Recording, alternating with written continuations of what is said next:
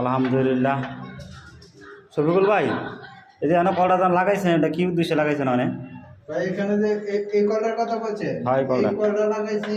এখন রাজমিস্ত্রিরা কাজ করতেছে, এখান থেকে পানি নিয়ে কাজ করে। আচ্ছা আচ্ছা, ঠিক আছে। শফিকুল ভাই, মনে করেন এই রুমে বাইরেটা থাকলো, তাহলে যে ভবিষ্যতে কলটা যদি ভাঙা যায় গা, এই কলটা কীভাবে সারাইব? ভবিষ্যতে যদি এই কলটা নষ্ট হয়ে গেল আবার চেঞ্জ করতে হইব। আচ্ছা, এই জন্য আমাদের এই লাইনে কলচারের উপরে চাবি আছে। কলসাদের উপরে পরে মনে করেন যে এটা চালু করবো। কলসাতে চাবি লাগাইছেন? হ্যাঁ, কলচারে চাবি লাগাইছি। আচ্ছা, আমার দেখান দিয়ে কীভাবে লাগাইছেন? যাই হোক, আমাদের শফিকুল ভাই এই যে কলসাদের উপরে চাবি লাগাইতে আসছে।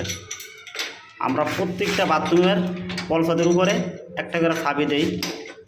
ক্লিয়ার বিল্ডিংগুলো দেখা গেছে ভবিষ্যতে 4 তলা, 5 তলা, 8 তলা, 10 তলা হয়।